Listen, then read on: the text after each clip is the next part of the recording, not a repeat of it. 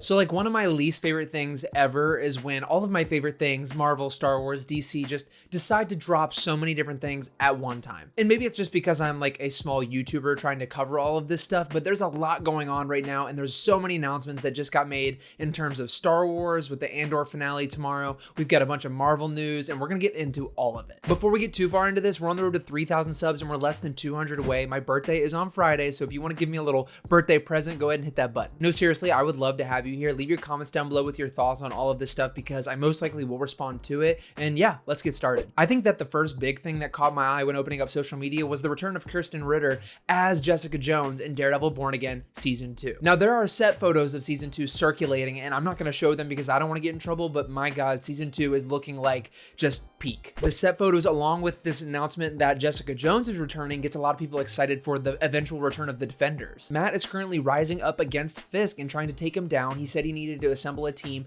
and clearly Jessica Jones is going to be one of those team members. Season 2 sounds so exciting. I'm glad they're canonizing all of the Defenders shows. I wonder if we're going to see Iron Fist, Luke Cage, or any of the others. But overall, a great sign for Daredevil Season 2 because we know she's a great actress, she's a great character, and she fits already into this world. And sticking with Marvel Studios, let's talk about some of the other crazy things. First, Marvel is sticking to their quality over quantity statement that they made months ago by now confirming that up to 3 films can release a year, up to 2 live action shows can be released a year, and only 2 animated projects can be released in a year. This still seems like a lot of content, so I'm not mad about this at all. In fact, I'm really glad because they're not trying to crunch everything together and rush out projects just for the sake of having them in the MCU. This is a great sign. That's still 5 live action projects in a year and then 2 animated projects. Apparently at this event where all of this news broke, we got confirmation that Visionquest is going to be coming very soon, as well as animated shows like X-Men 97 Season 2 and Your Friendly Neighborhood Spider-Man Season 2. All 3 of those, give them to me now. Visionquest is a little weird just because we don't know too much about it other than White Vision is returning and maybe it foils into the Agatha show. But other than that, I know X-Men 97 Season 2 is going to be a banger, and honestly, Your Friendly Neighborhood Spider-Man Season 1 was such a good surprise that I'm really excited for Season 2. And sticking with the Spider-Man news, but going over to Sony and Amazon, we're getting Spider-Man Noir live action. They just released a little teaser trailer for it, and it is so stylized. I've seen some people say like, oh, it looks fan filmy, but honestly, I think this is just unique, and I kind of dig it. Of course, some people are going to say, who asked for this? I mean, I totally get it. Why don't we have just the rights of Spider-Man go back to Marvel Studios where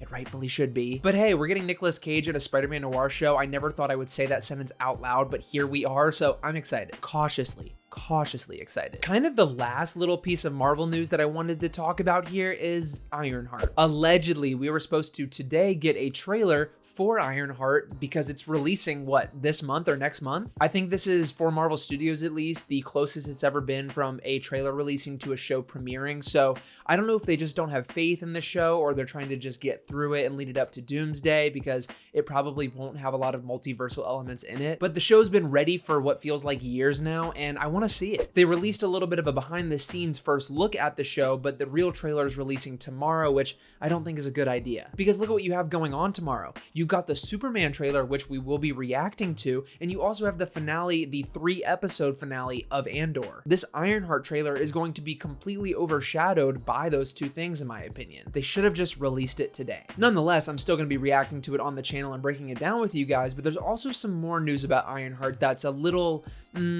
controversial. I say controversial because I don't think it's necessarily a bad thing or a good thing because I've seen both positives and negatives happen with the situation that's going on. And of course, I'm talking about how Ironheart is only 6 episodes long and they're deciding to release the first 3 episodes in 1 week and then the last 3 episodes the next week. That is an entire series that you haven't marketed yet in just 2 weeks' time. What sucks is I really want to love this show, and of course I'm still going to go into it with an open mind and hope I really enjoy the show with these characters because I think they have a big potential for the future of the MCU, but it feels like they're just kind of shadow dropping this and trying to just get by. Maybe it's because Thunderbolts was such a huge success and they're trying to get to Fantastic Four in July. I don't know, it's just a little weird. On a more positive note, we've seen the benefits of the 3-episode a week release schedule with Andor. Andor Season 2 has has been phenomenal. I'm about to go watch the final 3 episodes after recording this video. But you have a show like that's a slow burn, a crime kind of thriller drama.